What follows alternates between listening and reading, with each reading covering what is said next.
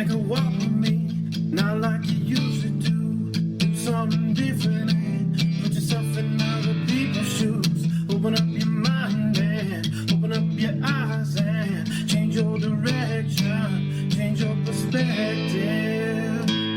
Welcome into Other People's Shoes. As you know, I am your host, Neil Matthews. Thank you so much for joining me today. Super excited about our guest today. I hope you brought your sunscreen, your flip-flops, maybe your boogie board, and hopefully your towel. Because, you know, whenever you go to the beach and you don't have your towel, it is just a bad experience altogether. Now, I know, listen, I know there's those beach lovers out there that's like, towel, what is that? We just let the sun dry us. I'm not that person. Like, I love the beach. I love the ocean. But, man, I don't like touching the sand. I can't get over that. So help me welcome in my guest from the great state of California, Huntington Beach area to be specific. Help me welcome in Lisa. Lisa, how are you today? Hi, thanks, Neil. Excited to be here with you.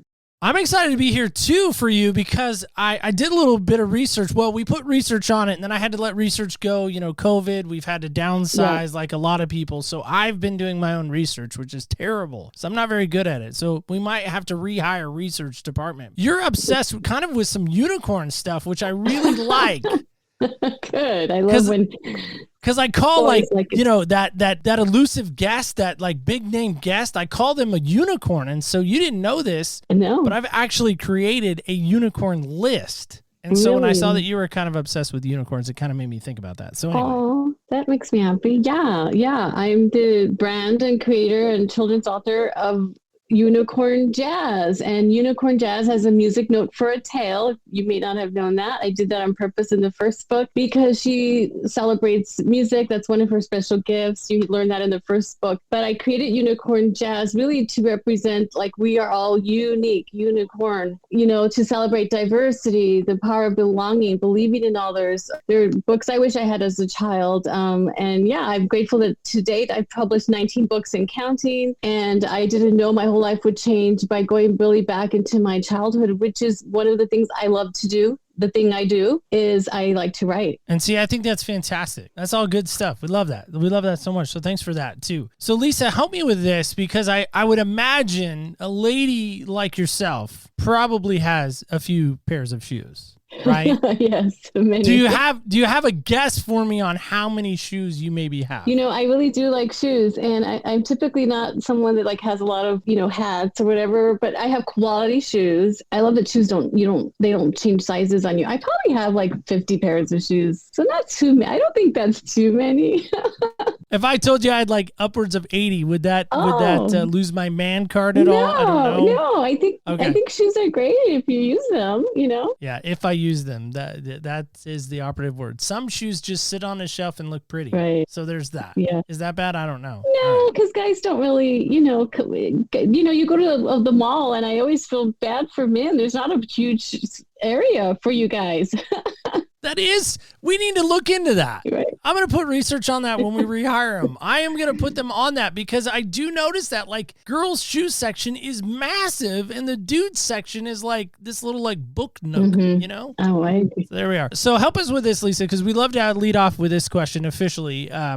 What style now of shoes do you like to wear? Oh, well, you know, I love, I'm not that tall. I'm 5'4" without heels. I like wearing like wedges, and I tend to wear wedges. Not, you know, I can't wear stilettos much more at my age, you know, unless it's just for a photo opportunity. But I like still being a little tall and, you know, wearing them. I love dancing, and to me, it's fun to dance in some nice high heels. And, but like when I go to school visits, I wear my flats because I'm walking around all day and got to be appropriate with flats.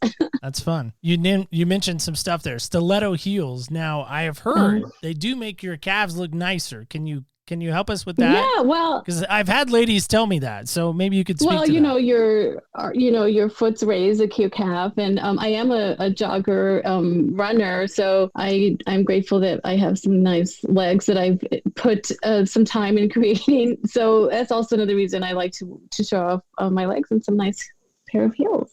Well, so getting into your story, when I started, kind of compiling and thinking about, our next season of where we're going to head, I did something I haven't done in a long time, and I went to social media. Now, hear me on this, because I know some are automatically throwing rocks. Like, there's nothing valuable about social media. I would disagree in this moment, because when I threw out this proverbial net, like to see who's going to swim to the net or swim and see who we can kind of attract, for whatever reason, you responded to this post of this walk away moment. Do you have that? And if so, would you be willing to share that with us? Yeah. I would say a walkaway moment for me would be when it really changed my life in 2018. Really not too long ago, even though it's been the crazy pandemic years. So right in 2018, I changed my life. I walked away. So a walk away moment from marketing and branding. Spending 26 years by now, building other people's companies up, helping them with their vision. And really, if you're an entrepreneur or leader or podcast host such as yourself, you have to really love what you do, because it takes a long time to get it off the ground. By this time, I had helped so many people develop so many relationships. And so I walked away from that career in helping other people and decided to pursue my own brand and interest. And it was through some time that I then created a children's brand, a children's book series called Unicorn Jazz. It was right after I created this book. I'm holding it up to you. I know the audience can't see it, but it's Skip a Step, Imparting Wisdom for Young Entrepreneur Minds, where I went on a quest and researched hundreds of CEOs and leaders. 13 made the book, 13 chapters about what makes for happiness and meaning. And it was really then through the creation of their stories and this book that then I was inspired to, now I want to do what I love. I was able to skip steps with interviewing so many people by now, which is what the book was made for. If you could skip steps yourself as a child, would you? Yes. If you had the right type of mentors and leaders. So the walkaway moment for me would have been in that time frame when I want to say I took a chance and created Unicorn Jazz and what was to come. And by then I had created business books, different books, but now my target mainly is books for children. And people often ask me, well, why books for children? Because people knew me prior as a business leader, and it caught some people off, guard. And then two reasons I love to write for children. One, it's a way to correct my childhood, if you will. And then the other reason is, to me, children should matter to everyone, because after all, we were once them. And I feel like it's a great way to give back into the younger generation. As you're kind of retelling what made you become like a children's author and even a young adult author, I think in some respects too, right? It almost reminds me a little bit of this guy that was kind of famous in some circles, a lot of people maybe didn't know his name per se. Michael Jackson. Oh, yeah. That's what I'm talking about.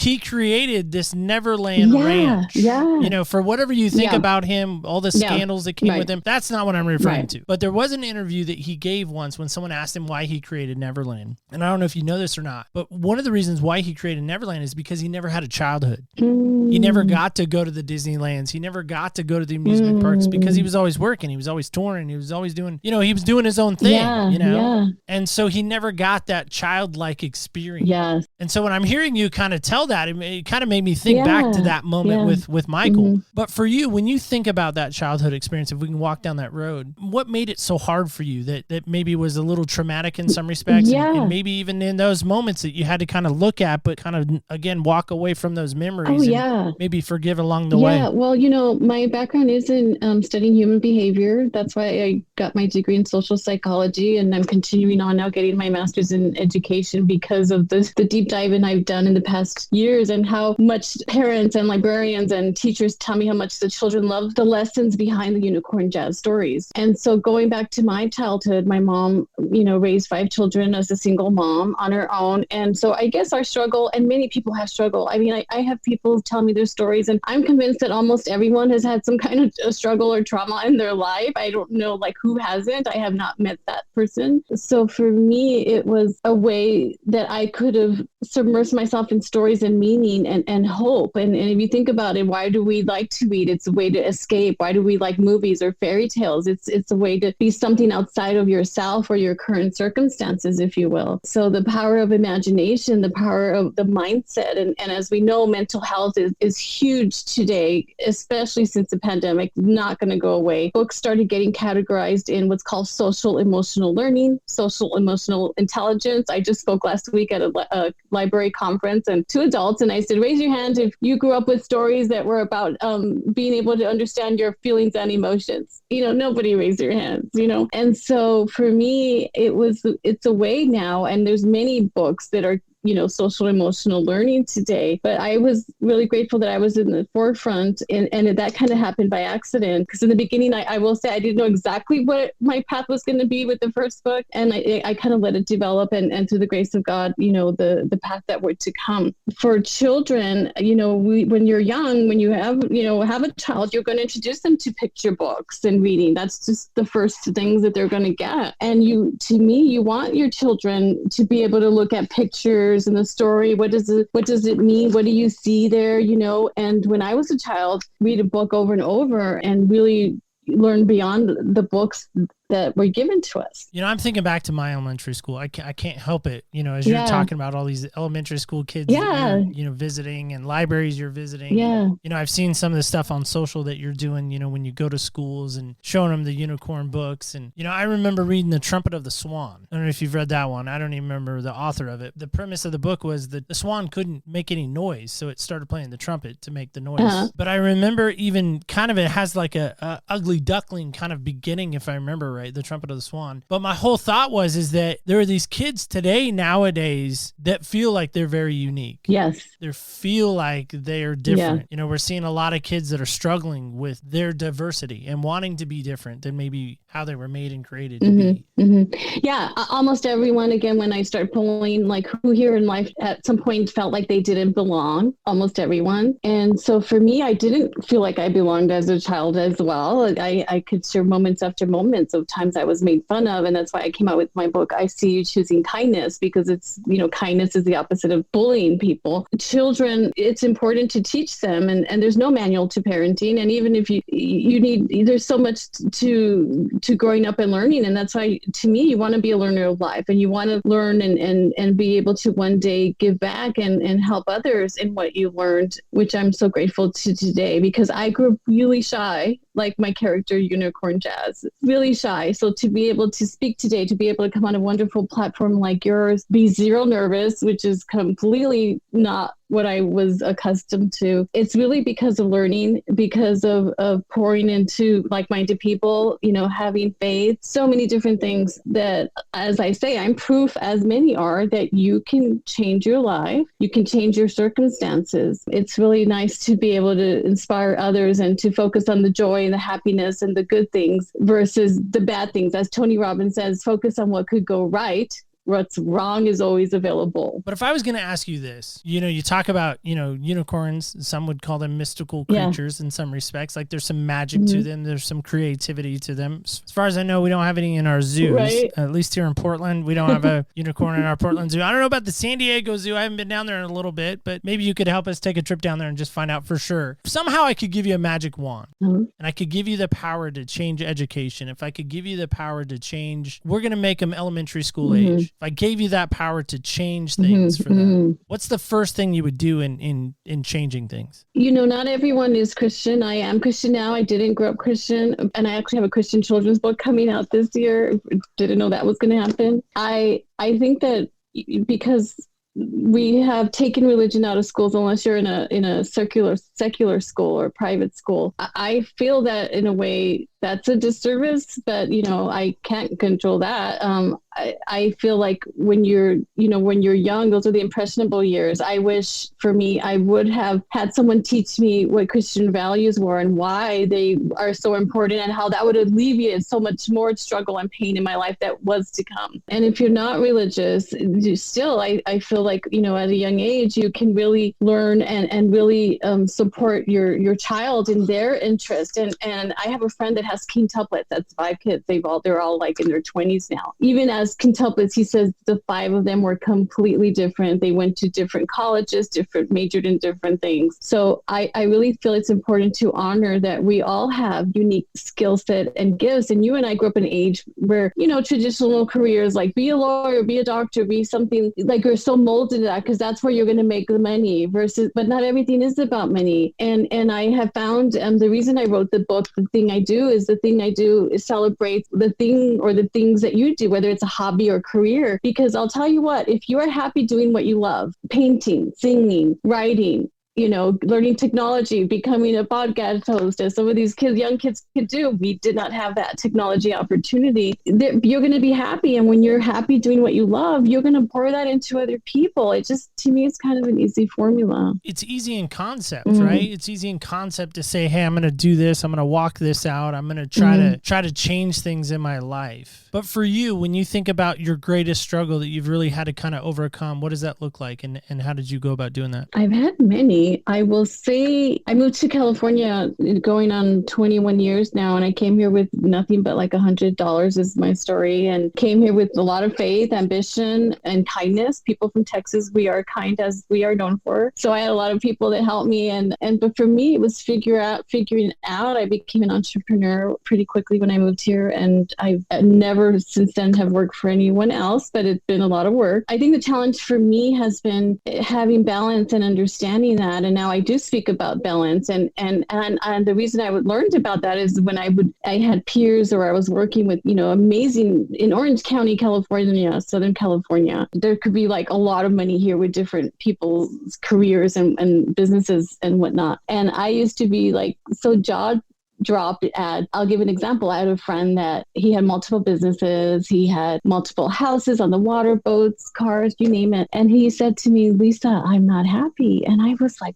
what? Like if I had this, I would be happy. And I started seeing that with so many different CEOs that I worked alongside in their confession of everything just taking off and the money was great in the business, not having balance in their life. I've talked about the 5 hats. It's in my book, Skip a Step.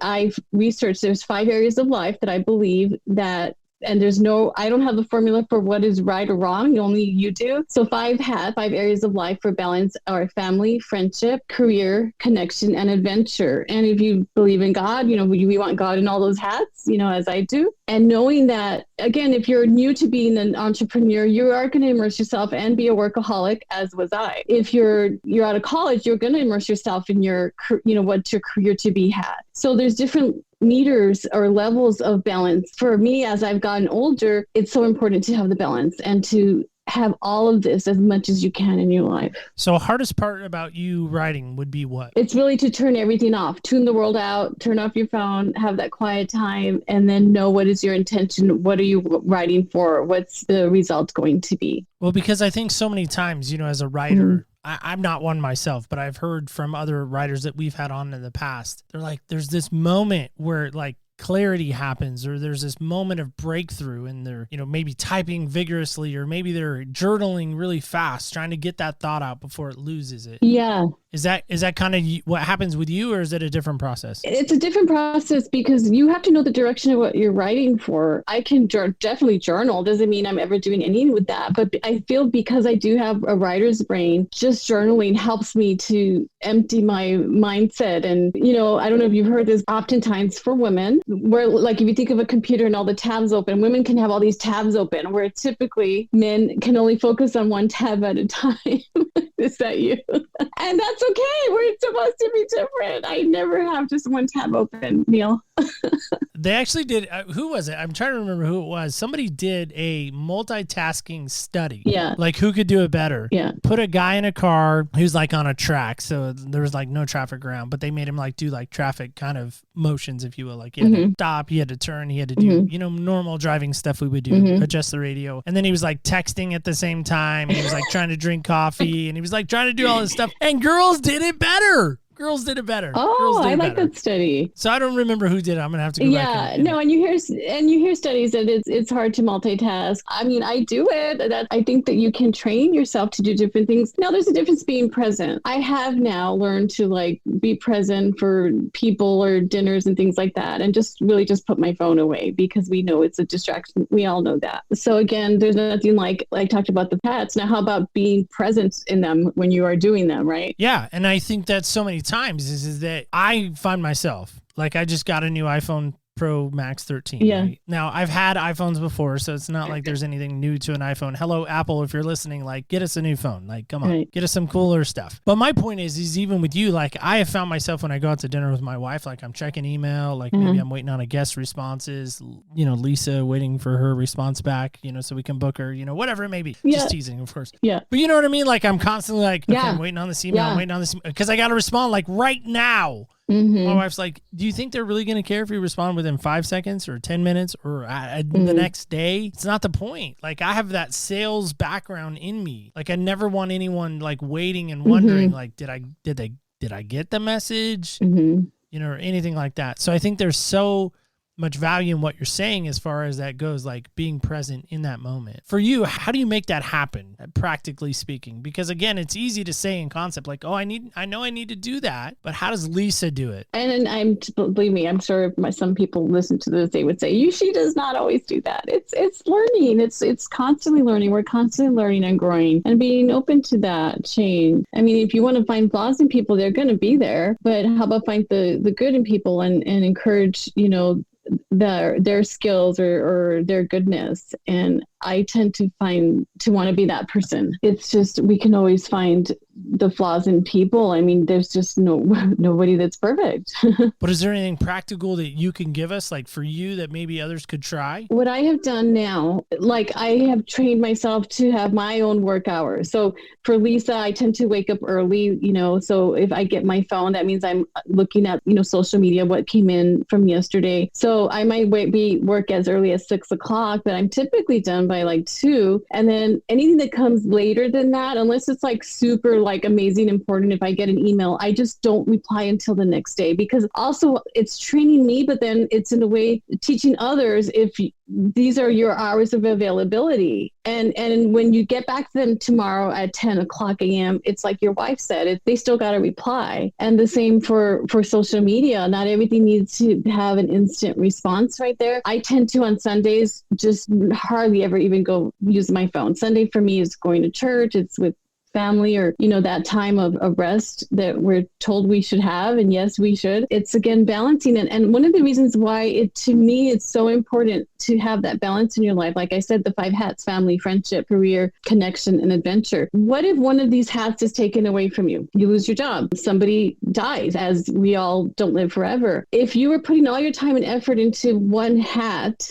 that's when it's really devastating for us as humans. If you learn to balance them, you say you lose somebody that's important. Guess who? You can rely on your friends. You've invested time in them. They're going to invest time in you. The same for like adventure. I've had my years where I've gone on amazing trips and done a lot of cool things. And then, the pandemic happened and many changes happened for all of us all over the world. So for me, it was knowing that I had balance in these hats. I think that helped me to stay a little bit above water, I will say. Yeah, I think that's the key to most things, right? Is we want that balancing act. I was really bad on the balance beam as a kid. Like I couldn't stay on it. Like I have no balance in some respects. And so I think that's now carried over into an adulthood, right? Is I do struggle with finding that proverbial balance. Yeah, and I'll tell you, when you check in with your partner or coworkers, because when you have employees, those are relationships you're developing, is to know what people's favorite hats are. Like, for example, some people may thrive on adventure, which to me that, maybe you want vacations or it's doing new things. It could be your,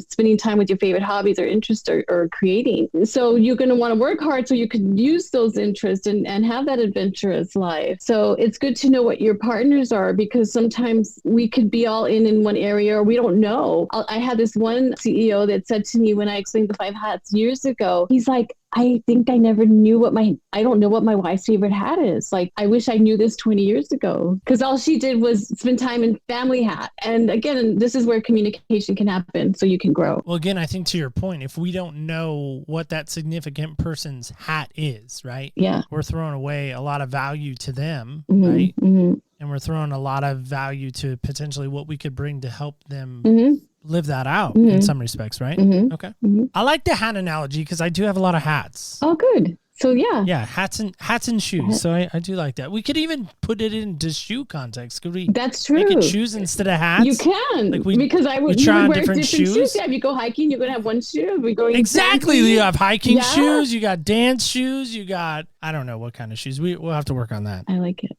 So Lisa, here's my question for you. What do you think young people need today to find motivation? Because let me just be candid. I have a 14-year-old. I always joke she's 14. Well, now she's 15. I've been saying it wrong. She's 15 now. Yeah.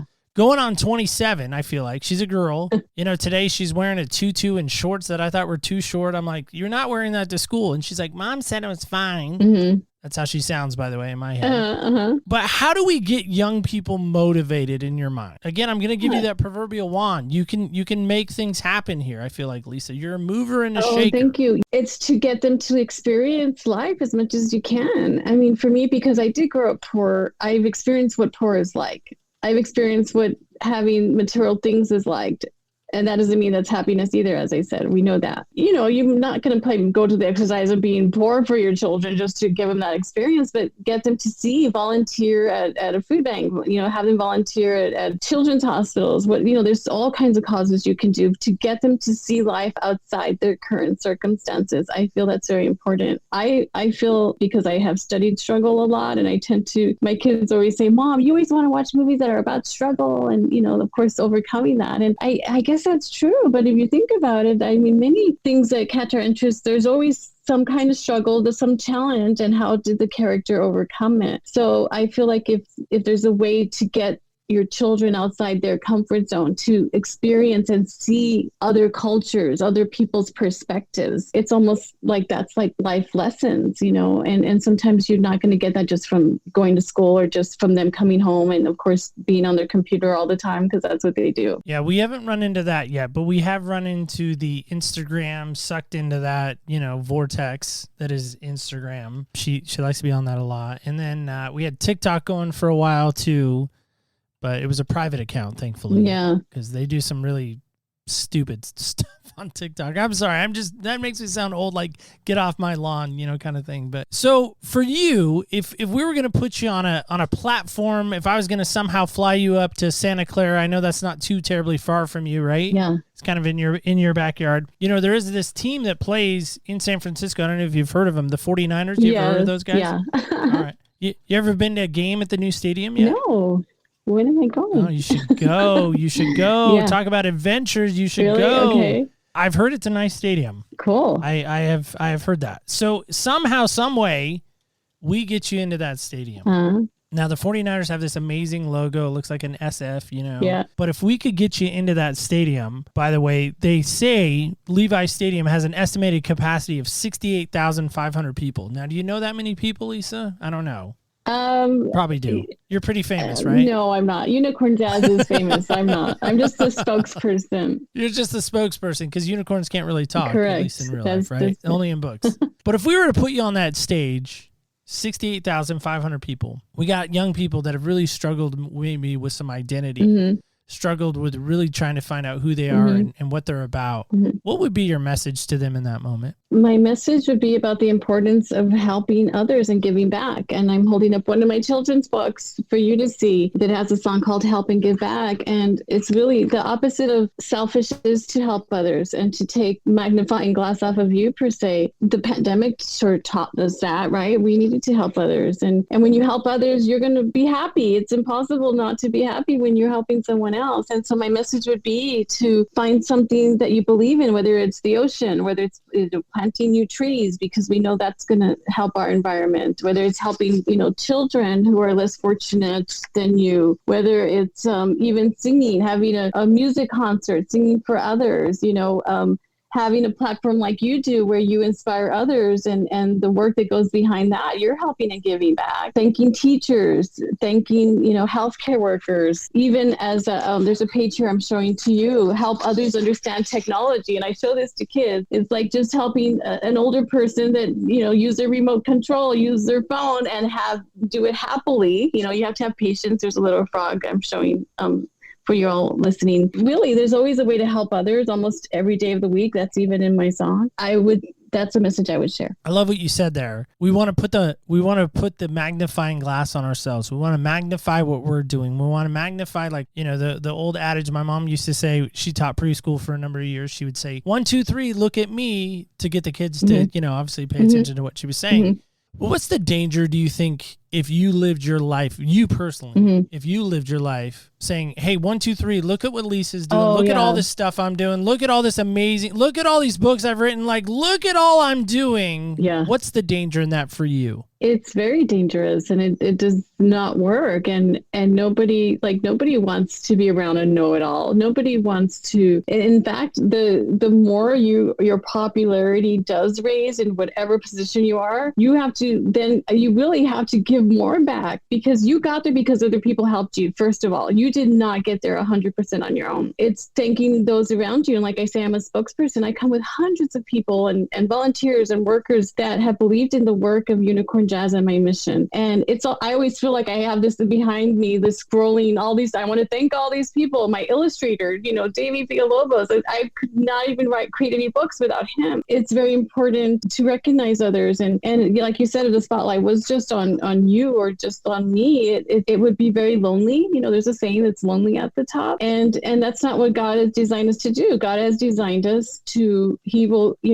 empower you or give you the gifts in that you have, and part of that is to help others along the way. I just think even though I grew up poor, I didn't know that there was nobody saying you should help and give back. Even though we grew up poor, we lived in El Paso, Texas. Across was Juarez, Mexico. Really, we lived in a border town. We thought we were poor. We'd go to places in Juarez that my mom took us to where people had mud houses and they cooked on the backyard and like the floor and the dirt. And I just remember saying that we're not poor. Does it make you kind of value and appreciate when you look back at the all of the it, spectrum of your life, the parade, when because you can kind of see what it was like before. You can kind of see what it's like during. You can kind of, maybe it sounds like you're kind of a visionary in some respects. Like you can kind of envision what life's going to look like maybe down the road for you in some respects, God willing and all that. Right. Yeah, absolutely. And at the time, when you are poor, nobody wants to be poor. You don't want to have a sticker like, hey, I'm poor. It is embarrassing. And I often say, how do you know you're poor unless someone tells you? Because we were happy. We laughed a lot. I think one of the reasons why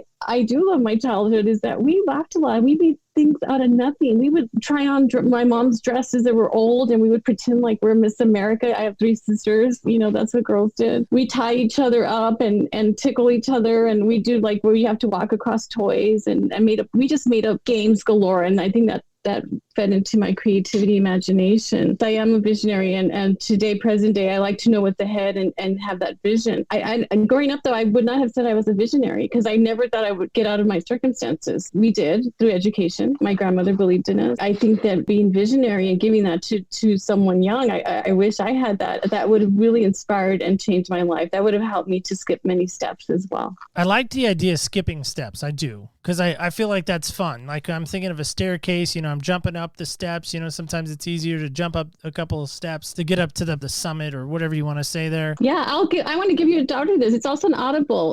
Let's make sure we connect. It's really a book for anyone, not just someone who's going to be an entrepreneur. It's good advice that every person in the story had challenges and they talk about how they overcame them and the meaning of life and happiness, which we know is not money. Yeah, I think, again, I like the idea of skipping them. Mm-hmm. My whole thing is sometimes lessons can be learned when it's hard, when there's adversity, when I kind of have to take my time, not nothing against your step skipping, because I do like that. But I think there is so much that can be learned. I'm a runner too. I used to be pre-pandemic. I want to get back to that one day, maybe, God willing. Podcasting has kind of slid into that slot, or those shoes, maybe going back to your hat shoe analogy, whatever it may be. But in that, there is so much of a challenge. You learn so much on the hill. That's what my coach used to tell us, that you can learn a lot by running a hill. The hills can teach you a lot. So for you, if we were going to say like this proverbial hill that you're kind of climbing up, again, getting more awareness out to these young people, getting more awareness out to these schools, how are you sending that message to them? What's the best way they can learn that too? It's learning about feelings and emotions. And like I said, that's social emotional learning. And schools are mandated now to introduce that as early as kindergarten to students. And learning cannot take place if you are depressed, you have anger issues, all these different things that, we'll call them negative emotions. But sometimes you need to walk through certain stages of life. Like you said, you got to go through the rough parts to then come out of them. But it's still understanding, it's learning. When you're young, you don't know what's normal. Like, you don't know, like, if you need to understand, what makes for happiness and why, what makes for sadness and why, anger and why. And there's just so much to understand and learn. You can learn the school of hard knocks way, or you can learn through examples and through stories. Well, I think that's how most people want to learn. They want to skip the part that talks about adversity. They want to skip the part that talks about trial and error. They want to skip that step. We're going to skip any steps. Let's skip those steps. But again, I think there's so much power in the endurance. I think there's so much power in the struggle. It's a combination. Absolutely. Absolutely. So I have a teenage son. He's almost 17, and he's had a really good life. And I remind him like how it was for me. Now, I'm so grateful that he is such a good kid, and he obviously has learned to listen to my stories all his life, because I'm his mother, and his father's also entrepreneurial. I'm just grateful that you can learn through observation, yes, and I'm sure he's going to come to life where he goes through whatever rough patches, because as we know, everyone does in some regard. But you can make the choice to learn from, like I learned from all the different people in my book, Skip a Step, and the CEOs, not to make that maybe the same exact, or to say, you know what, this is what happened when they did that. I'm going to not go that route. If that door opens for me, I'm just gonna say no, and I think we're all faced with temptation, choosing good, choosing bad, every day of our life. And as we get older, we have to have that self-control to know that your actions have consequences. That's the biggest thing I think with children is your actions have consequences. And what are you going to choose? And God gave us free will. And as you grow up and you make a lot of mistakes, as I have, it's having that self-control to know, don't do that thing because it's not going to help you. And because I do treasure time. Time is promised to no one. We all have an expiration date. To me, the consequences of your actions can cost you time, days, years, and it can affect people around you. And for me, it's like, I don't want to do that anymore. Again, I think that's so powerful. That's a great reminder. Again, I think you're giving us a lot of great reminders, the idea that time is not guaranteed. No, the number one thing you cannot buy time. God bless if you are healthy. As we get older, we know those are some of the things that are going to change. There's an Eagle song. You can spend your time making money, or you can spend your love making time. I love that line. You can spend your love making time. There was a movie with Justin Timberlake. I think it was called Out of Time or something like that. I might be wrong on that, but wow. My whole thing is I wish we could buy more time. I mean, there's some relatives that I wish I could somehow bought more time with them, that I could have spent more time with them. Yeah. Unfortunately, we can't, because like you said, we can't buy time. For you, if writing didn't come along, if helping educate young people didn't come along, if being an entrepreneur and really walking away from all these, building everybody else's empire, so to speak, if that didn't come along for you, what would life have looked like? Go back to that El Paso day, that days of dressing up with your sisters and not feeling like you're poor, but even though you kind of thought you might have been, but you didn't, but that juxtaposition. That's a great question. If I didn't have writing as my outlet. And, I often say writing was my only voice, my only way to express myself as a young child. Life would have been sad. I don't know that I would have been alive. I don't know that I would have had purpose. God definitely knows what he's doing when he's making you. Anybody listening, he knows what he's doing. He broke the mold when he made you. That's true. For me, without knowing my purpose now at my age, and I don't know that I know it sounds kind of maybe sad, but I don't know that I have like that reason to live. I love being a mom. I love being a parent. I love being a friend. We are designed to give our lives away. And by giving your life away, you're going to have purpose in it. So I think it's so important for people to learn what their purpose is, and it could take you your life. Again, I don't have the formula to discovering your purpose. Having purpose to me is very important. I mean, it sounds like it. Without purpose, there's pointlessness. Yeah, and again, because I've now have lived around people that have excess of money or material things, and which to me doesn't impress me at all. Tell me what your purpose is and who you're helping. That impresses me more. I mean, this is my discovery in being Christian, is that Andy Stanley says we are designed to give our lives away. And how are you doing that? That's the $64 billion question. So how would you answer that then? We'll steal a little bit from Andy Stanley. I'm okay with that. I met him once in a conference, very briefly. Oh, yeah, just we shook hands. It wasn't anything meaningful. So yeah. Yeah. That's cool. He's great. Oh, that's his purpose, is who he is. God broke the mold when they made him, for sure. For me, it's being able to use a platform of telling stories, using picture book, being a spokesperson now to be able to reach, whether it's adults, children, teens, all ages.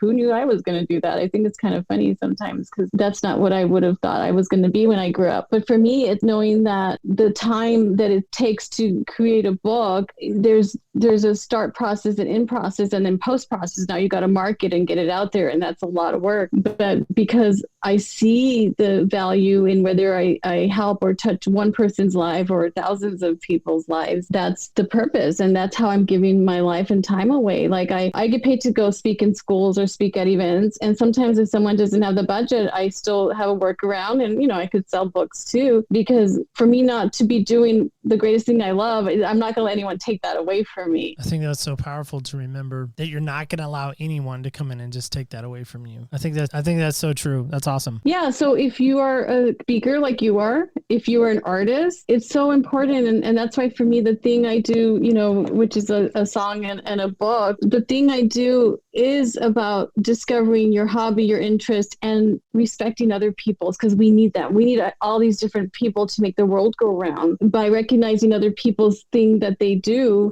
sometimes young kids don't even know that their talents are so unique or so special until they start saying, I like to paint, I like to draw, I like sports. And you should see how happy they get. And then everyone now is aware of what, Johnny's favorite thing is, what Neil's favorite thing is, and guess what? The more you're aware of what people like around you as you get older and you develop these relationships with people, I tell them, you never know that your friend that is going to grow up to be a school principal and you're going to get to speak at her school. That was me. That's fun stuff. Well, Lisa, before we let you go, two things. I want to give people an opportunity. If they're hearing you right now and they want to connect, they want to get more about the books, they have young people in their life, grandparents, whoever, maybe even parents of young kids, I don't know. Yes. How can they reach you? How can they get a hold of the books? And I want to feature one of the books. So you get to pick one of the 19 we're going to feature on our website, books that we love. So you'll pick, you tell me, but how can people connect with you? Yeah, so I'm going to give you the easiest way. Go to unicornjazz.com, unicornjazz.com. I'm Lisa Caprelli. I'm reachable on all the social media. I also have a website, but I rather give Unicorn Jazz away. Adults can love the messages, even if you don't have kids. Being happy with Unicorn Jazz and Friends, that's loved by all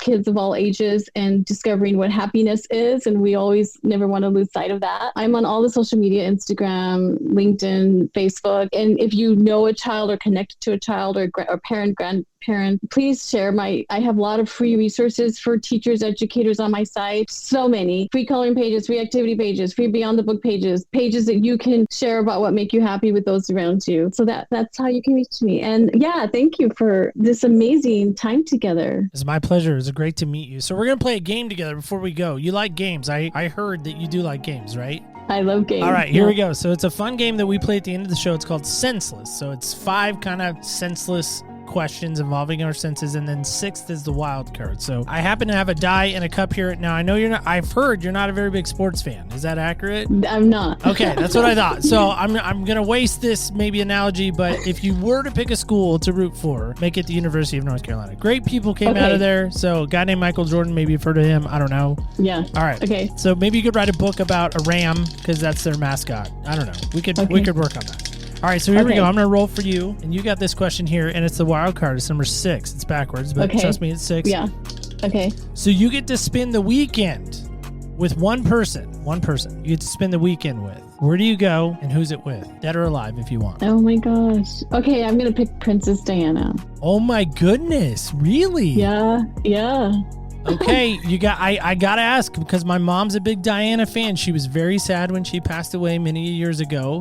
Yeah. She cried. My mom did. So why Princess Diana? I mean, I have my thoughts, but what are your thoughts? Yeah, I mean, many, but I think she's a great representation of help and give back. That she used her position of power, of social influence to help people less fortunate. And, you know, you could see the sincerity in her heart when she did that. And you know, of course, she's well respected. Anywhere in the world, you have Princess Di coming. Like, I see that and I just go, God, I wish I was like her, not for the status and power, but for being able to connect and give your heart and compassion to people less fortunate than you. And that is my vision. My vision is to go to countries all over the world. You know, I have a dream to go to Africa one day. I've had that since I was a little girl because I do write stories mostly for kids now. Guess what? There's kids everywhere in the world. And now that the pandemic's lifting, I see that as an opportunity already happening slowly but surely. So I'm very grateful. Well, that is awesome. Well, guys and gals, kids and campers alike, I don't know about anybody else. I'm inspired. Like, I want to just run outside, run a marathon. I want to go do something amazing right now after that little pep talk we just got. I feel like it's like the proverbial halftime, and our team's been down, but we're not out, but we're down. And I feel like Lisa gave us a great pep talk today. Sometimes we need that in our life. So I'm just asking this question before we get out of here. So here's this question. Who can you go give said pep talk to? Now, I know you're thinking already. I got it. Like, I know what you're thinking because I'm kind of a mind reader sometimes. It's amazing. I know you're thinking, well, Neil, you know, I don't have that ability. Like, Lisa's awesome. She was cool. Okay, great. But I don't have that ability. But do you have the ability to like give a hug? Do you have the ability to maybe, I don't know, buy a cup of coffee? Do you have the ability to go be a friend? Do you have any of those abilities? Because if you do, guess what? You possess the same type of power my friend Lisa has. That's the power to care. So it's not a pointless care, it's a purpose care. It's caring with a purpose. So go do that this week. Care with a purpose. And if you do that, let me know. I'd love to hear about it. opspodcast.com is a great place to let us know. You can leave a voicemail there. You can leave a comment there. You can even jump on over to your favorite social media, OPS Podcast Show, under Instagram, Facebook, and Twitter, and you can let us know there. We'd love to hear. Again, caring with a purpose is so freaking powerful. Yes, I said freaking because I think it needs to be emphasized. Care with that purpose. So just remember this as we get out of here again. Don't ever forget. Remember, when you walk in other people's shoes, you really do get a different perspective on life. Thank you so much for listening, and stay tuned till next week when we walk in other people's shoes.